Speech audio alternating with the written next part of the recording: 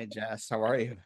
Hi, Jason. I'm good. Look at this crowd today. Not enough people saying hi. I know how many of you are in the wings. Sorry, I have sometimes I have a little too much fun with picking the music, you know? Paul's lurking. I know. I love lurkers too. Lurk away. It's all good. Tom, hello. John, hello. Good to see you. Jessica, hello. Brad, Good hello. group. Yeah, it's a good group. Awesome. I Happy love it. Friday, November 14th. Daniel, change your settings to everyone so everyone can see you saying hi instead of just Jess and I, unless you only want Jess and I to see it. But great to have everyone here. Now of Work Digital Meetup, episode 28. I 284? I'm just said, Two I just said, 280. because I don't know the answer. 28. Where's Bryce when we need Yeah, him? either four or five. We're gonna have Jason. We're gonna have to give JC a new responsibility, The which is counter. keeping track of the number. Right. So We when should put a Bryce is counter on our we need more like production wrapper around this. Oh, Like here we go. Yes, you're right. We're gonna have to up our maybe that's what we do after episode 300 is we up our production value even greater. somebody did tell me we're going to hit 300. I got a note. Somebody literally sent me a text to tell me we're going to hit 300 in March, which is also our 6 year anniversary. Yes, there is a whole plan in place around that. Just There so is? yes. Okay. So we're working Do I back. have the plan? Is this my job? We're working backwards. We're working back. Yes, Steve. Yeah, we're working backwards. I love So it. I'm glad everyone's here. I hope you like that song. I have a question. Well, actually, let's start with the green, yellow, red. How's everyone? Green, yellow, red. Green, great. Yellow, so-so. Red, not so good. And before everyone, well, actually, everyone answer. But before I answer, Jess, I'm gonna Yeah. say mine is none today. Oh, are you the rainbow? Are you a bag of Skittles? Wow, fast on your feet. Very fast on your feet. Look at all the greens. Oh, I love it. Awesome. Good to see Kendra here. Uh, Struggle with neck pain. Mm. Whew, Jessica, I have to tell you a story, and I'll tell my story in a second, but it's related to neck pain, interestingly enough. Um, Rhonda, hello. Stacy, green. Awesome. Wow, a lot of greens, Jess. How about you? What are you? What are I you? What are you? What are you? What are you? I am green. Look at this is still alive. This is real. You are a plant. I'm a plant. I'm green. I'm green. I'm green. The sun is shining. I've been to the gym today already, so it's hard not to be green. Nice. Yeah. Good. I had to tell you I was going to the gym because you were texting, and I was like, I'm just going to go away for 45 minutes. Nice day in San Mateo. Nice. Very good. Yellow headed to green. Dog and kid are better after being ill. Good. Wine is an acceptable color. I think that. Only if it's in hand, Tilly, and it may be. Yeah. Have you ever? Yes. The sun is shining. The weather is sweet. You know, I have had such a crazy morning this morning Mm, that you know why I played that song? why? Because I actually asked for a song. I asked Google. Everyone heard of Google? Google, not any other tool. Google. I said, if Yeah. I wanted a song for F It Friday, what would you recommend? It gave you Smooth Criminal? Yeah, that was the song that it recommended for F It Friday. Because that's kind of my day today. Wow. Yeah. Is So Google listening to your day? yeah, I'm not sure. I'm not sure, but I'm going yeah. to ask ChatGPT what song No, no, best no, no, no, no, no, no, no, no. represents me. Oh, what song represents you? Oh, interesting. Oh, here's the honest truth. You're not a one song person, but the one song it gives me is Woman by Mumford and Sons. Oh, interesting. Well, I that's don't gonna know be a good that song. exercise for everyone. I should listen to it. Maybe everyone wants to do that as their as a little exercise. So awesome to see everyone's good. I am really good. It's sunny outside. I'm going to the Timberwolves Utah Jazz game tonight. Nice. I have a double date. With the Wolves and the Utah Jazz. No, Oh, is Heather involved? My wife, yes. Heather and I, and Alex and his girlfriend. Oh, Now, is that Kylie. interesting or what? Kylie, yes, I exactly. have a Well, good the memory, fact right? that Kylie's now made the airwave, she's gonna be very excited. I But know. yeah, a double date, like, uh, Oh, that'll be fun. isn't that weird? No, that's cute. Don't you like this era for you? It's interesting, isn't it? A double date with your kid? Yeah. Yeah. Like, what do we do? Do we like talk? Do we sit near each other? Yes. How do I not embarrass them? I Like, don't what if know. I'm up on the Jumbotron dancing? That will embarrass. You do. Paul says yes, you do embarrass. No. Kenna's best friend Sarah went on her first not a date. They're only 14, so this was a not a date. It was a hang. And guess what they did? You'll never guess. They did Bible study at the Starbucks inside of Target. Parents dropped off. I know. I'm like, Sarah, Wow. wow. Is like, is he leaning into you here? And she's like, yes. And then, so then I mean, I'm not like, I'm her extended family. I'm like her second mom. So I called her and said, are you ready? Are you excited? And she said, no, it just got like horrifyingly worse. He doesn't have a ride home, so my dad has to bring him home after. So not only do we have to spend an hour together, which is mortifying, I have to get in the car and we have to bring him home after. And I'm like, I can't help you here, Sarah. Isn't that Yeah. cute for 14? Yeah, it is. And so anyway, I think it'll be interesting. I'll bring a picture next week. Yes. If I can get if I can get a picture taken. So hey everyone, what's your one big thing for the week? I've had so many one big things this week that I don't even know where to Mhm. start. I don't even know if I it really quick. I'm gonna do my one big thing really quick as everyone's putting the one big thing in, even though it's not gonna be my one big thing. I'm gonna have another one big thing in a little bit. But my thing that I was talking about with the neck pain is yesterday I took 3 flights. Oh my Uh, God. because I had such a crazy day. And on the third flight, I was in the last row of the airplane and I fell asleep and I had my neck hanging out like this. And the flight attendant didn't see it and hit me with a cart. Uh-uh. So I actually woke up with neck pain. So when someone actually said neck pain, I'm sorry, I don't remember who said that. I apologize. But oh, Jessica, neck pain. I actually was like, oh my gosh, I have neck pain because I got my head banged into with the beverage cart. Okay, somebody tell Delta they just injured their 10 million miler. Yeah, This exactly. is not good. Well, I know, and by the end of she felt so bad. She felt so bad, and came back and said, "Oh my God, you're a Delta, blah blah blah, and you've got this number of miles, and why are you in the back of the plane?" And I'm like, That's what I'm wondering. because I ran to get here, and the flight was already sold out, and they luckily got me on, which saved me 5 hours. But anyway, that's not my one big thing. But I turned 65 this week, and my son surprised me with a visit. Now that is Oh, so cool. Like, happy birthday, Chris. yes, awesome, Chris. Thank you for sharing that. We have a new member, Laura. Uh, Yes, welcome, Laura's Laura. here. Steve, thanks for bringing your double date uh, with you today. Yeah. Awesome. Northern Lights. I was not in the north, but I got a lot of photos sent to me of the It was northern. so funny. I opened that old platform called Facebook.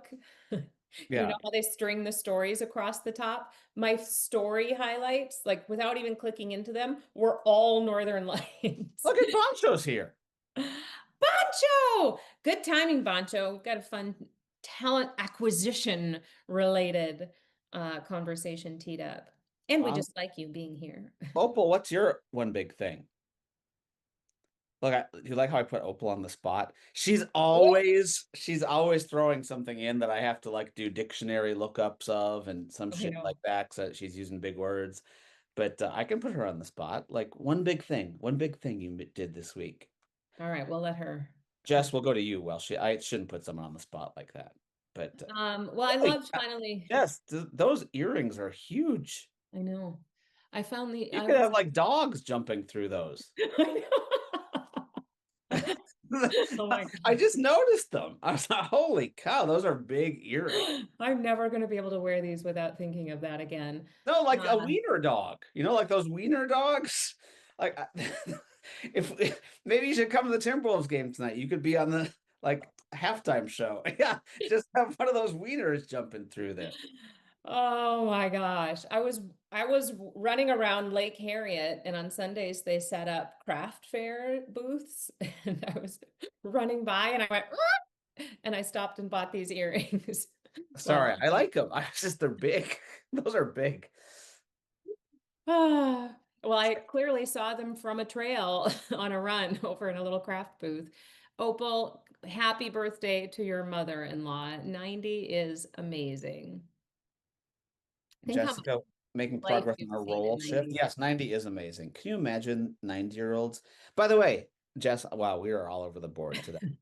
I saw an amazing movie on Friday night, last Friday. By the way, last Friday I went to family movie night. So Oh, there's four of us in the family, my wife, myself, and my two boys, for those of you that are new here. And we went to family movie night. the four of you. Yes, that's a 21-year-old, an 18-year-old, and us. I my today has nothing. My brain today has nothing to do with caffeine, Jess. Yeah. Oh my God. But Nuremberg, if you haven't I know seen, you mentioned that. Now I need to go see if it. you haven't seen Nuremberg, I highly, highly, highly recommend it. Great movie.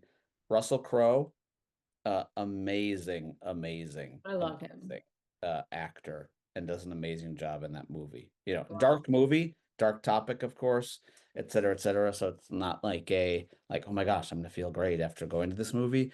But Yeah. from a movie standpoint and a story, like the actual story itself, brilliant movie. That's good. Especially if anyone's a history buff, which made me think about I the love movies like 90 that. when I was thinking about, can you like a 90-year-old? It made me, this actually made me think about this. Can you imagine what a 90-year-old has seen in their life? Hmm. Like No, I 90. can't. Like Uh, you're going, you know, that 90-year-old was basically born in 45, right? Since 19, did I do that math right? 35, sorry. 35, 35. 1935. Like Three basically, yeah, coups. three Wow. coups. That is amazing. And you think like that movie I watched, like that was in Mm. the movie. You know, and a lot of us lived through that. It's just crazy. It's just crazy to think about. I'm sorry that you guys I got off on such a Paul, sourdough bread is next. I have a sourdough bread starter in the refrigerator right now. Paul Really? Paul is like living with me or something. That was weird. I don't do the baking that my wife does, Paul, but yes, we do have a sourdough starter right now as well. Did you name it? Is that a thing? Naming It does have a name, Brad, but local I don't know boy? its name. It's not mine. It's I just get to eat him or her. Yeah, but it Oh, does Trent. yeah. Trent's gonna be like, "What the f did I just say?" Yes, but it I does have told you, you got to go with the flow here. it does have a You name. have to keep Yes, it we have alive, to might keep as it. well name it. I love that thinking. Jess, your one big thing. Sorry. Really quick, my one big thing was spending time with your class at College of Charleston this week. Oh, I can see why your cup is filled doing this every week. What an amazing, I mean, I have young people at home. These are a little bit older than my young people, so I feel like I understand the brains and perspectives and like the lens that they look through. But to, when you're that age and you're preparing for the world of work, making ends meet, figuring out your life, knowing what the hell you're doing next. Like there's a certain kind of pressure to being that age in the year that is 2025. And if we needed any hope about the world in the future, I think we're going to be okay looking at that class. yeah. You know what, Jess? What's so funny? I'm gonna show you. I'm gonna show something really quickly on the screen because it just popped in. I shouldn't, but it just made me smile. This email is titled Mm. Dear Professor Averbook. Averbook. Averbook. What are you talking about? Yeah, dear Professor Averbook. I think that is so funny when someone says, I think I said it the way other people say it. That's funny that yeah, you did I that. think it's so funny when people say that. And by the way, what you wrote after the class, Yeah. that was brilliant. Jess's presentation in the class Mm. was brilliant. And Jess, I get a chance. Thank you for calling that out, by the way, and thank you for coming. And I did get the chance to read what you wrote, and it was brilliant as well. So maybe JC or Jess, you can put a link to the put a link in there. So yeah, Brad, we're just gonna move on. My one big thing, really interesting, is yesterday I spent the day with an organization that is very, very focused on making the world better. I had a lot of one big things this week. Mm, Um, and one of the big things that they're doing is leveraging technology in medical advancements. And I got an opportunity to learn a lot about the GLP-1 drug or mm, formula or whatever you want to call it. And the direction that AI and technology is taking medicine is really, really fascinating to me. And even that particular drug, thinking about the classification of that drug from a diabetes weight loss drug to a preventative care drug going wow. forward, and thinking about what these drugs and what they're finding about these drugs. I left exhausted and then got my head run Mm, into, but blown away by just what our world's going to look like from I think positive standpoint when it comes to health, into the yeah. future. It just made me, I mean, when the night, Opal, when you brought up your 90-year-old, I thought about it, but you know, whether you're positive or negative on the world right at the current moment, Laura, thanks for sharing that. I I I just, at least on the healthcare side of things, like,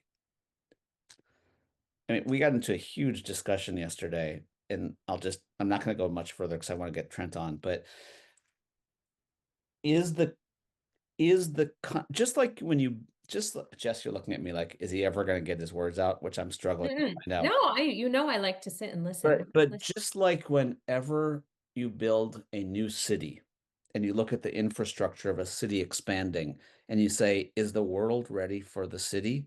The Mm, topic of discussion that I got to sit in on is the country ready for people living to 120 years old?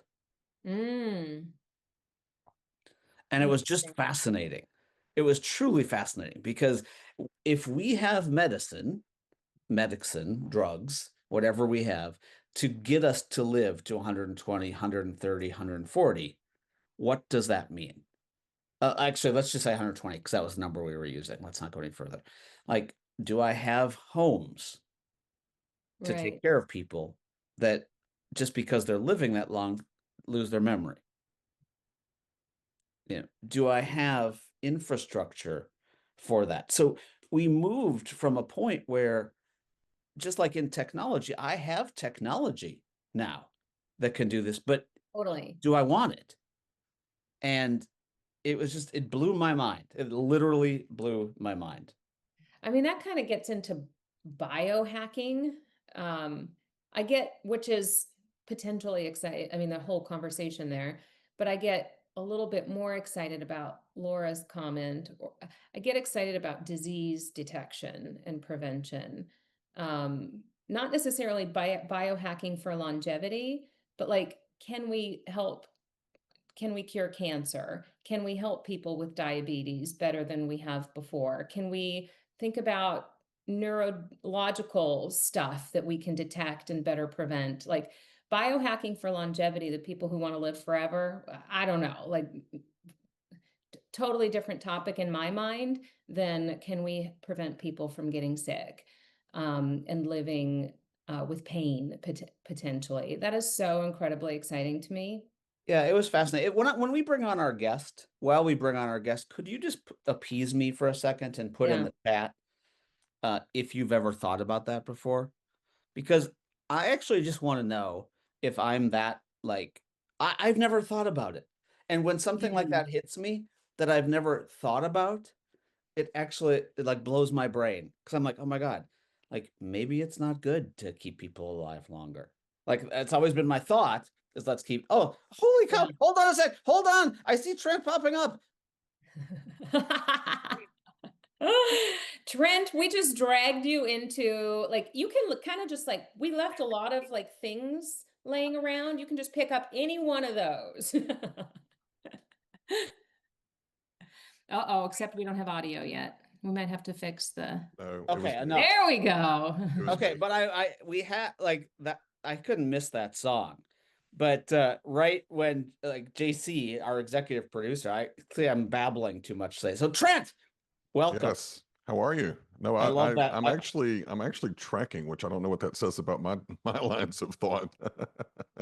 I'm gonna throw like another really weird nugget out there in case anybody missed this headline from last week, I believe. Did anybody else catch that Tom Brady cloned his family pet? No, I did not clock that one.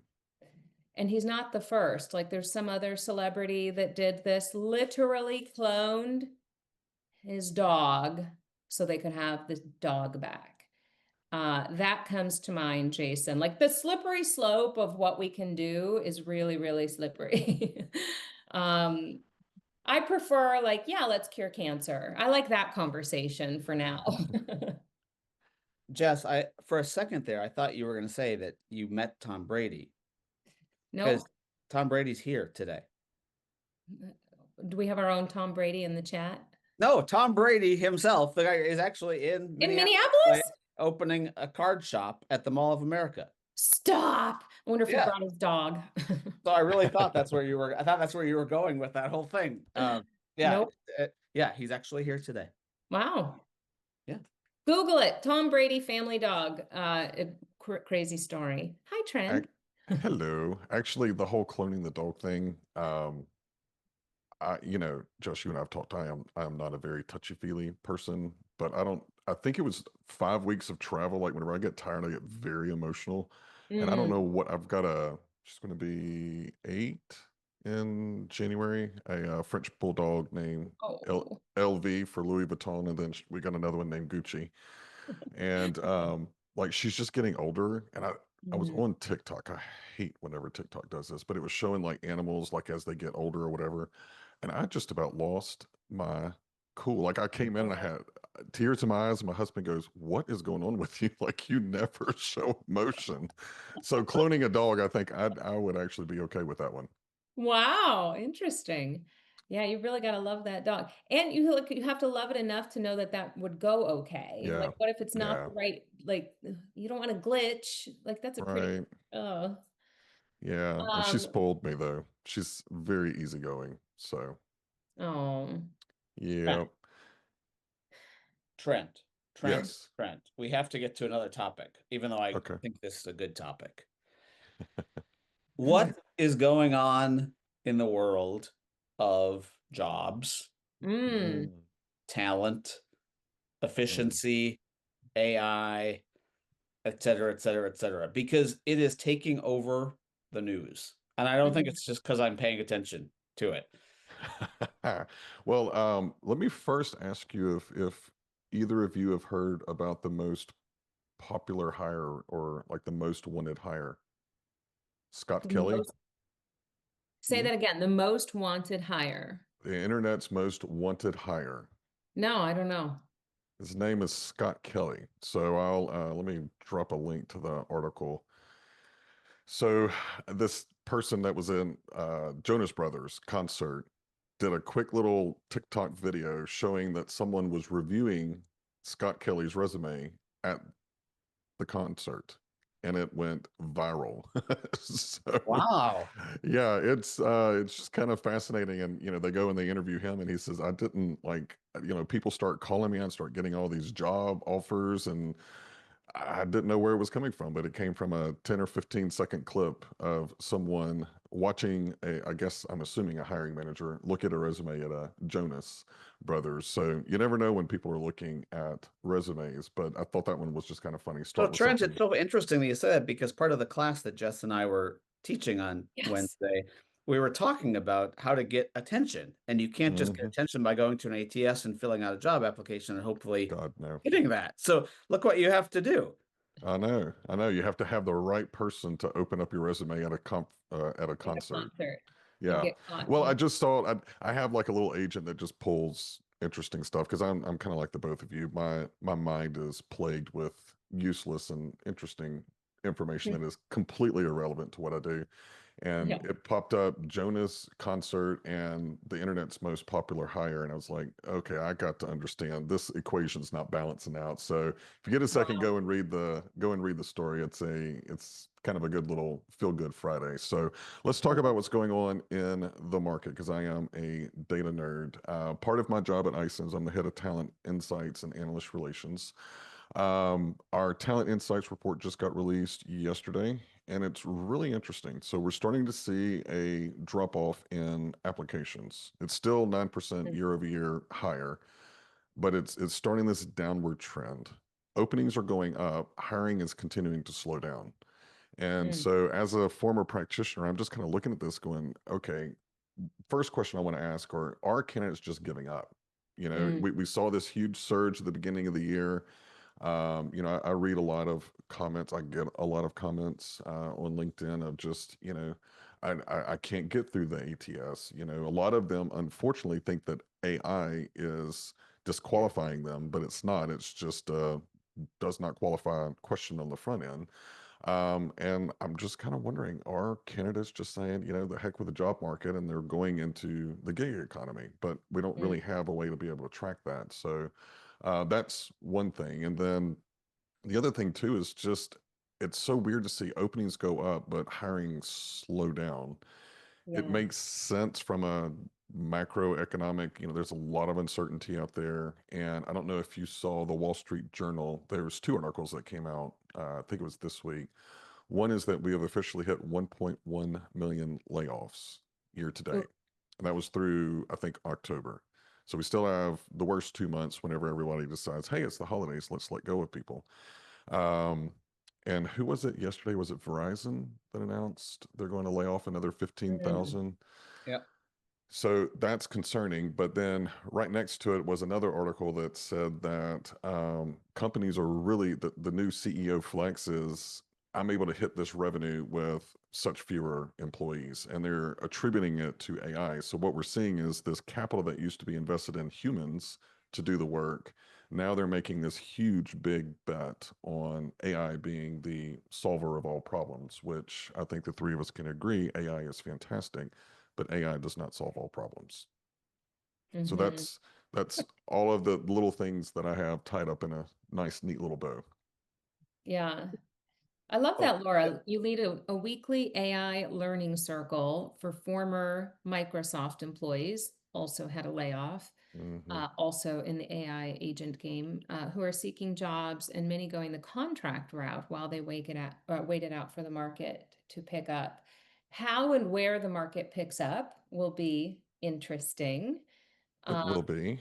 And yeah. and to add to that, I don't know if anyone saw OpenAI's announcement that they're creating a jobs and training certification platform, Yeah. which I'm here for it because they called out LinkedIn. I'm like, finally, someone is going to give LinkedIn a run for its money and actually do what it said it was going to do back in 2008.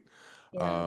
So it's going to be really interesting to see how they roll it out. But I think they committed to something like training 10 million US people with certifications in AI by 2030. And quite on, call me skeptical. I am too. Hey, Yeah. at least it's giving us a glimmer of hope, but I'm a data guy, so I'll believe it whenever I see it. Let me just read a little bit for those of you who didn't catch what Trent is just saying, because this could be really, really interesting. And if OpenAI doesn't make it interesting and LinkedIn's response isn't interesting, it's the signal that I find Definitely. super interesting. So mid 2026, OpenAI, as Trent just said, announces a jobs platform called OpenAI Jobs Platform.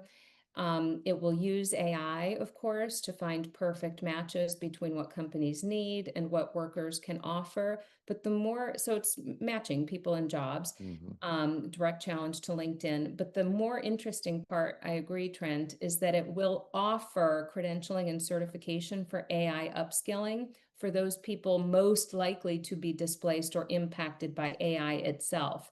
I Hmm. love that somebody is responding to the catch. to the Same. fallout, to like, okay, we understand the workforce will be impacted, and we also can predict and understand and forecast who and how and where we can bolster those people or those parts of the workforce with future looking skills. Finally, and somebody with some scale and some reach, finally somebody is going to do something interesting there. Could have been LinkedIn, still could. OpenAI is going to try to do it. I love that signal, I guess, more than anything else. That's kind of where I was going, is that it is nice to see someone, because I have talked about this at nauseum since probably end of last year. I have been saying it is time organizations, because, at the time I was kind of in a CHRO seat. My whole call in 2024 for the organization is rethink, reskill, and redeploy our employee base, because we were in software development, which of course is kind of taken the hardest hit.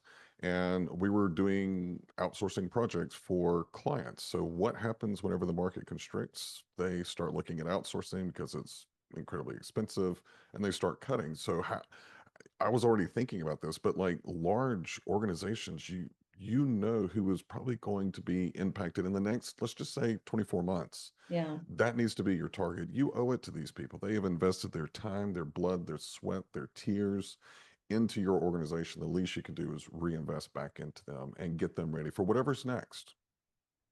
Yeah.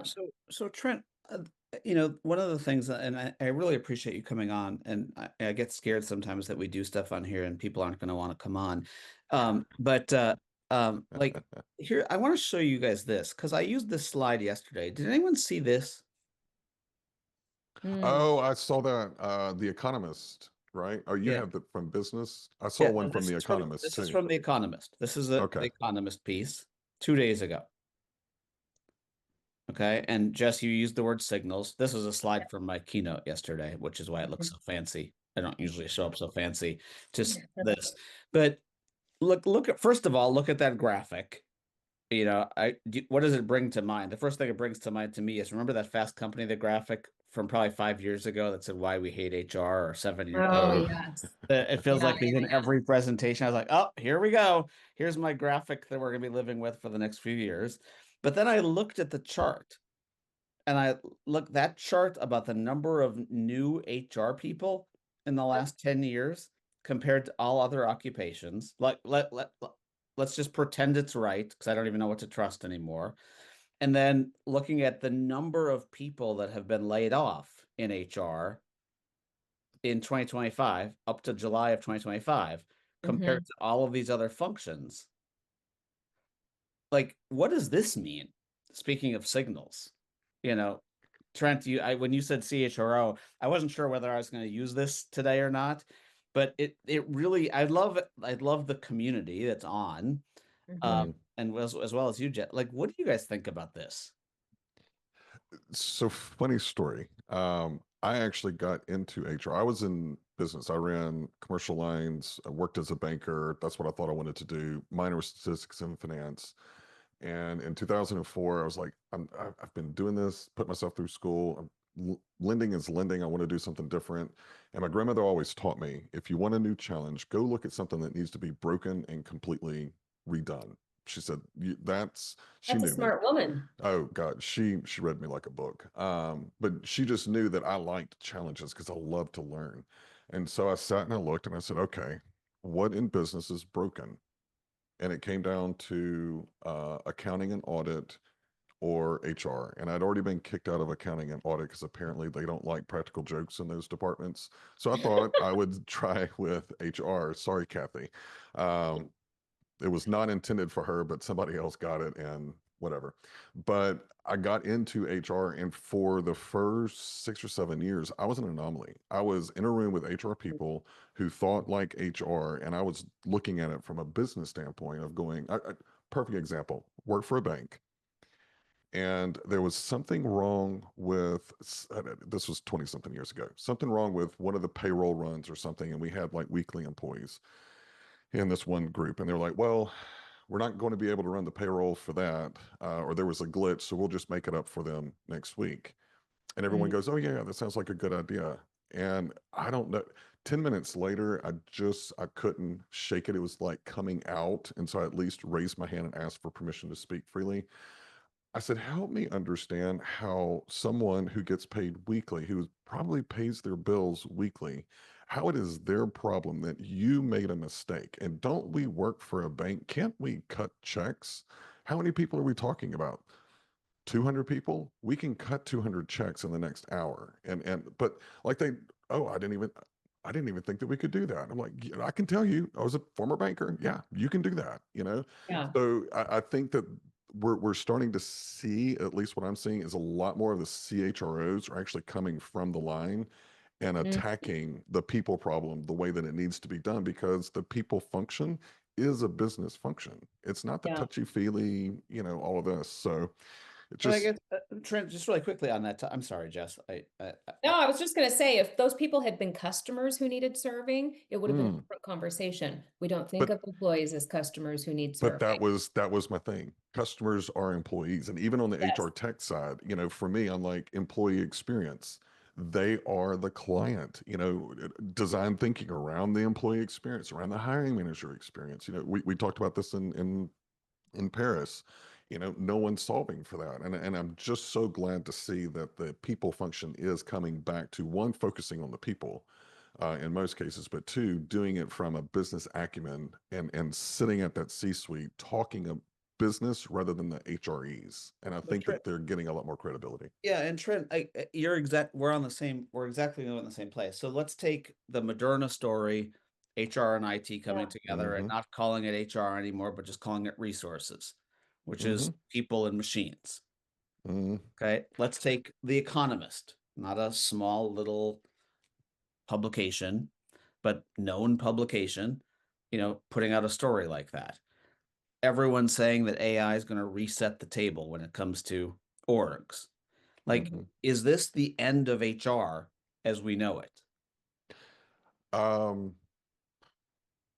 I know that's a it, loaded question. I know it's it, a big, big it, question. it really, it is in the way that we see HR today, Yes. right? So if we look at AI, the big sexy new tool, what no one is talking about is, one, the upskilling, reskilling, which we've already kind of tagged on. The other one is adoption.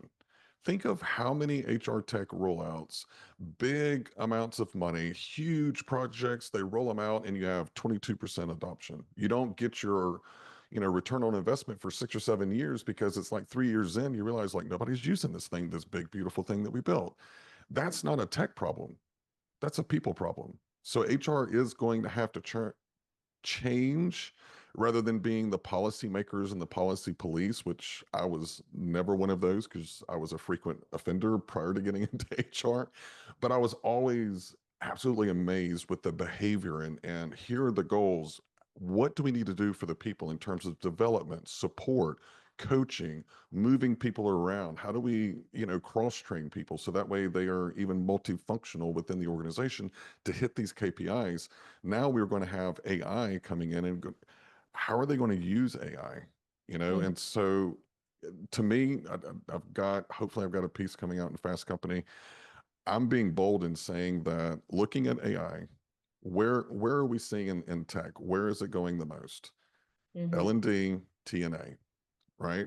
Yeah. So if you look at L&D, most of the time in the organizations, your FTE was directly proportional to the amount of content that needed to be done to service the organization. AI can cut at least 20, 30% of that in the research, the creation, the ideation. On recruiting, we're already seeing a little bit of consolidation, and the recruiting role is going to change. So my big, bold prediction is that those two departments are going to collapse within the people function, and it's just going to become talent. So Yeah. rather than a HR manager, a hiring manager going, all right, this is an internal promotion, so I need to call Jason. Oh, this is a learning and development thing, I think. So let me get with Jess. And I think this is an external, so I need to get with Trent. No, they call Trent. Trent is Mhm. responsible for the talent portfolio within my department. He knows what I need. He knows what's going on in the market. He can help me develop the content and upskill and reskill our employees. So I'm really excited because I think that this is going to level up by creating a whole new position within the HR organization. I'm a little passionate about this. You picked the wrong topic, Jason. Yeah, I can no, I love it. I agree. I think HR is in a reinvention moment. I think there's a little bit of reputation management that needs to definitely. precede it.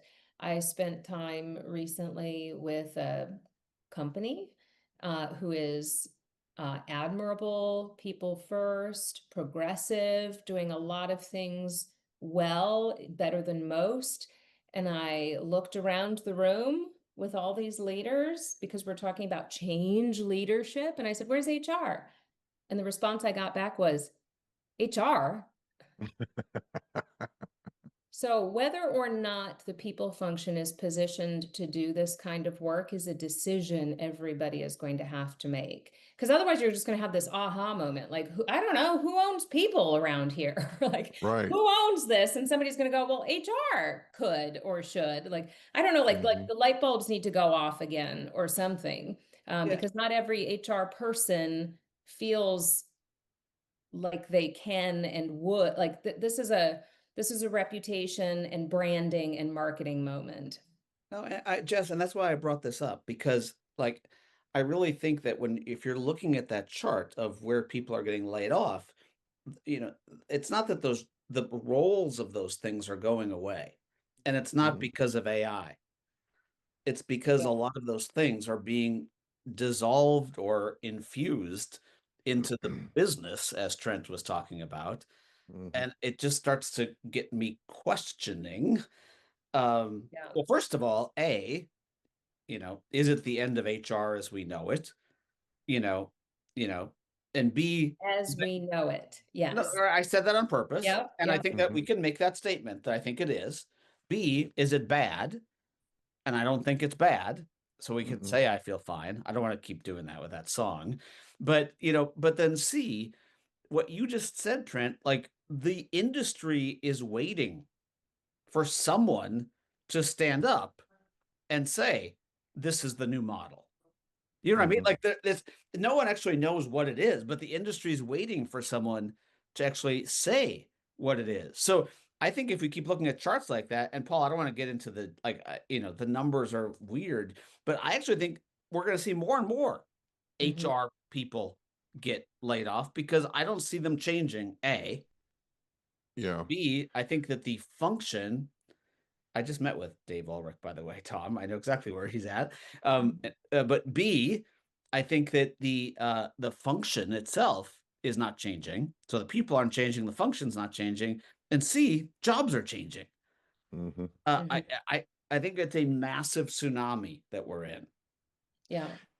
And if you look at who are some of the celebrated CHROs, the first one that comes to mind for me was Pat Waters, and Hmm. primarily because this was like 4 or 5 years into my no, it was later than that.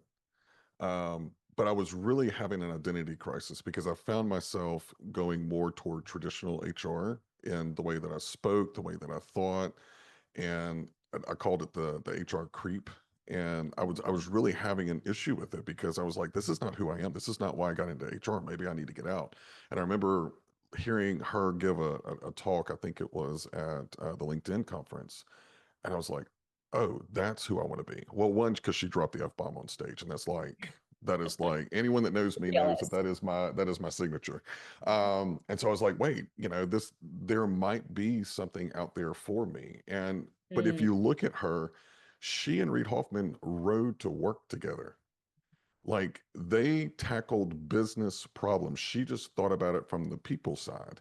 And I think that, she and there's several others that are kind of coming to mind. They started this back in what 2008, 2009, 10-ish, and I think the rest of the market is really trying to catch up. So if you said, is this the end of HR as we know it, my response would be not yes, not no, I hope so.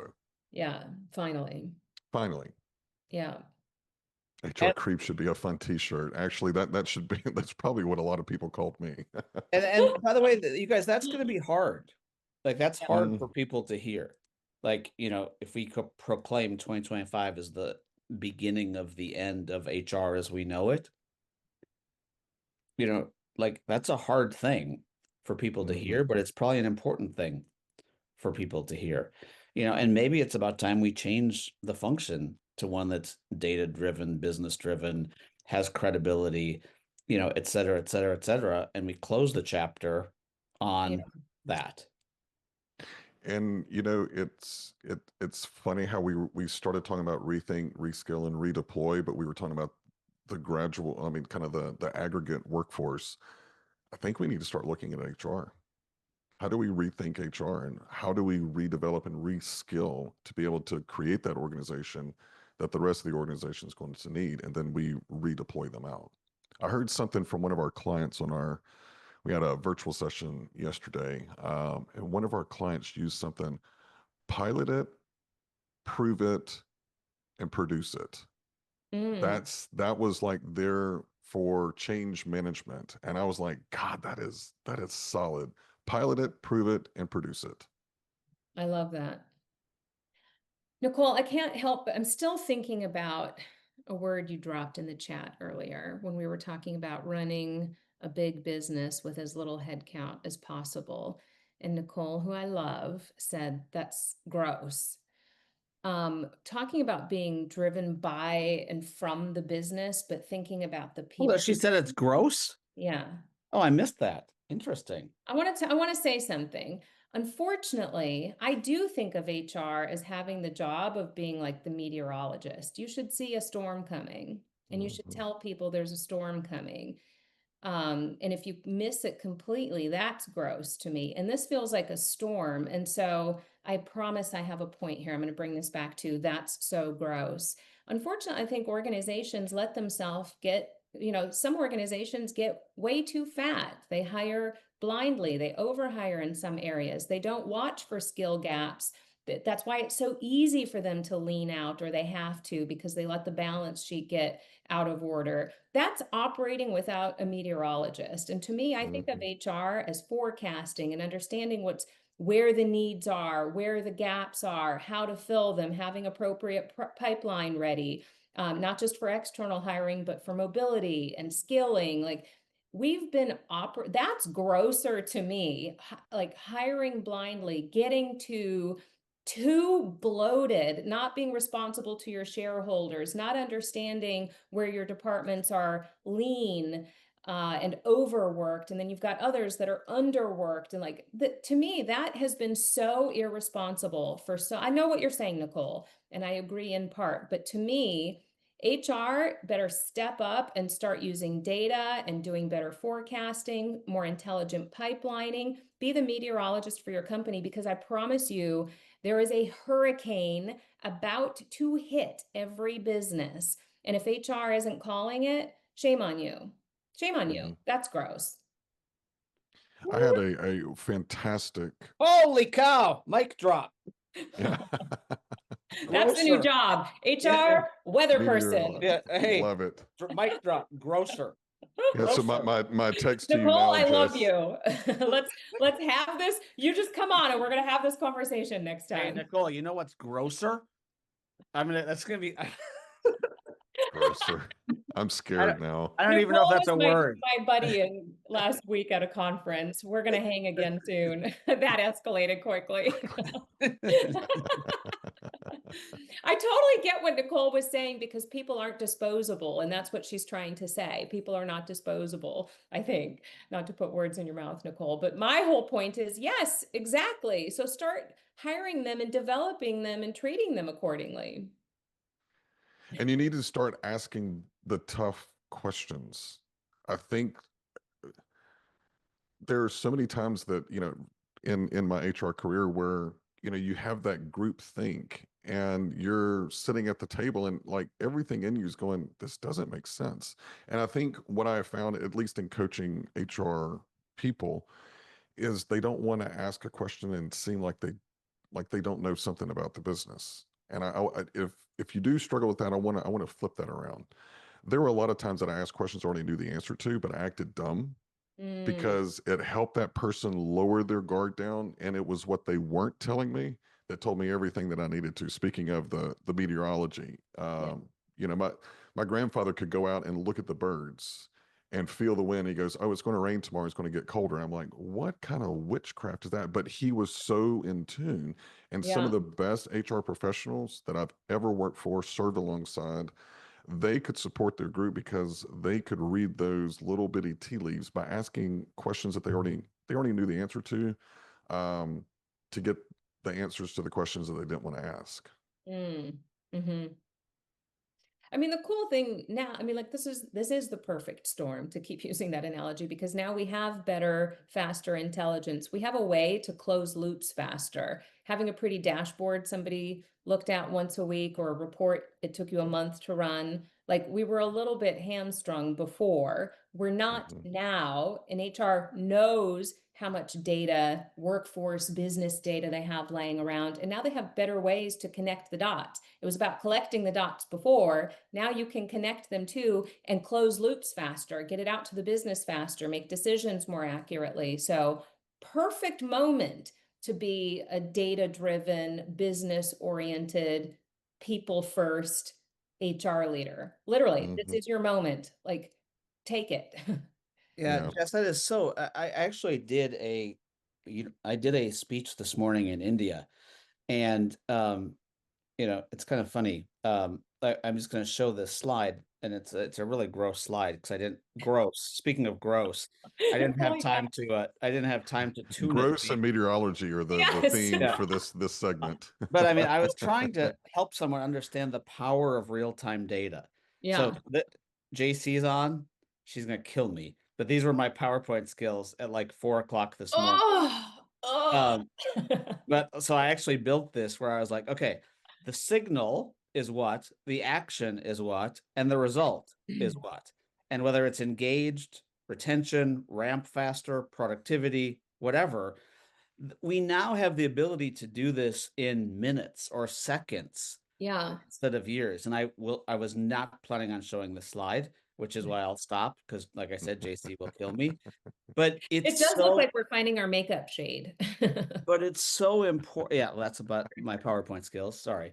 But it's so important to me to be able to, what you just said is that closed loop, Yes. and stop doing once a year engagement surveys, stop doing once a year satisfaction surveys that you can't close all that stuff, but really focus on that quote unquote Mhm. shades of Jason. Sorry, Steve makes me blush, laugh, Mhm. blush, etc.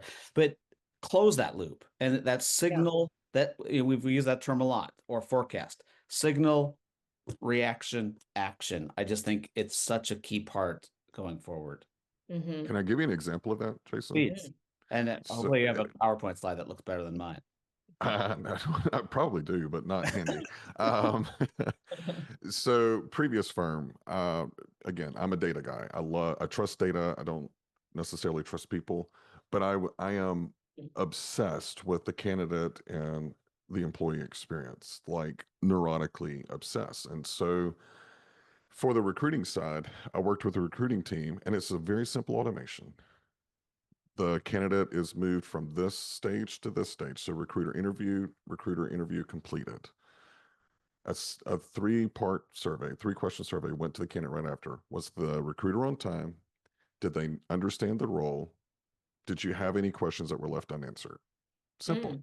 Took Yeah. less than a minute for them to do, and we did it on Survey Monkey, so it was like really cool. It was like a text kind of a thing, and they did the same thing after the hiring manager. And after the offer, all of that. So, two things that came from that. I wrote an agent that said, anytime someone scores this in this particular question, and you start to see that during the week, I want you to immediately raise your hand and send me to the information. So there was something that we did. We instituted an AI technical interviewer, and a lot of the people that we were hiring were outside of the U.S., so English is a second language. And one of the things that the agent, like within maybe 72 hours of us putting this beautiful thing into play, it said, "Hey, your candidates aren't liking this. Go check this out."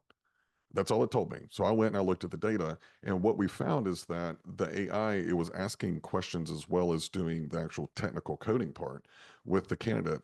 But it would ask the candidate a question, and the candidate would pause and think. So they're thinking in their native tongue, trying to translate something highly technical to answer the question, and the AI was dinging them because it said that they didn't really know the answer. They had to go and look and maybe research it. And so I went to the vendor and I pulled the data and I was like, we got a problem, you know? And so what we did is all of them, anyone who answered that particular survey with that data, we actually sent them a thing and said, thank you for your feedback. We've actually fine-tuned it. We want you to test it. And if you score above the score, we're going to put you back in the process. Think about that from a brand standpoint. Wow. Yeah. Simple move. The other one was I had one hiring manager that was always complaining. This was not at I did this at a couple of different firms. This was not the last one. It was a previous one. Always complaining. So the hiring manager survey was easy. Was the hiring manager on time? Did you speak more than the hiring manager? Yeah. And did they answer your questions? This manager, and I'm really bad with data, especially if I know that you've been complaining or whatever, I'm going to set up nice deal because I'm petty Betty, you know. So we had a an executive leadership thing, and he went on his 10-minute rate about how recruiting was not supporting him and everything else like that, and I just clicked the slide. I said, does anybody want to tell me what this is? And it was a bar, like a pie chart. How often is the manager on time? Out of 250 interviews within this division over the last 30 days, it was five. Um, it was like 60 or 75%. And they go, what is this? And I said, this is John Smith's division. This is how often his managers are late to the interview. So I know, John, that you have some issues with recruiting, but could you get your managers to show up on time whenever Yeah. we do schedule the interview? So again, it was just little bitty things. And I had an agent sitting on top that just looked for anomalies, and it didn't decide for me. It just said, hey, Trent, this is something that you need to go look at. So I'm looking at what you're saying, Jason, of being able to leverage that technology to really have the finger on the pulse of what's going on and get ahead of things. Yes. I love that. Oh, I hate it when we run out of time, Trent. This was a good Well, thank discussion. you. I enjoyed Nicole, I'm it. going to have you on soon. We're going to talk Trent, weather. thank you for being here. Sorry that I took us off. It's probably different than what you planned, right? I didn't have any plan. Oh, Jesse's perfect. I prep my guests accordingly. Don't come Hey, in with a plan, or come in with a no, plan and be prepared to veer. no. And I dropped I dropped my link tree in if anyone wants to I ask love your link questions or tree. anything else. Thank you. Yeah, I checked it out myself. There's some good resources in there, including all of the good stuff iCIMS puts out Yep. about where and how the labor market is shifting in jobs. And it is a free monthly report. And we also have two anchor reports. One is our 2025 CHR report. So what's going on with CHROs? And we actually Yeah. looked at the partnership between CIO and CHRO. And then we just released our frontline hiring. So again, this is all free. We have a huge commitment of giving you the data, providing our insights, so that way you can make the strategies that you need to succeed. So take advantage Oh, of here it. you go, Jessica. Trent accidentally put it to hosts and panelists. Here it is for everybody. Thank you. Scroll down on that awesome ass page and you'll see a ton of great links and resources there. No, Thank you. Jess, this is not awesome ass. This is that picture right there is gross. No, it's not. No, good. It's a good gross. Oh, is that good? I'm not Yes, up on the yeah, lingo. come on, I'm not you're either. up I'm not either. Yeah, That apparently is- I used a term last night. My daughter is like, Dad, go look that up in the Urban Dictionary. I'm not going to tell you what it means. I love it. Oh, thank you all for being here. Cannot wait to be together again next week. In the meantime, have a beautiful weekend. Thanks, Thank everyone. you. Thanks, Trent. Bye-bye. Thanks, Bye. everybody.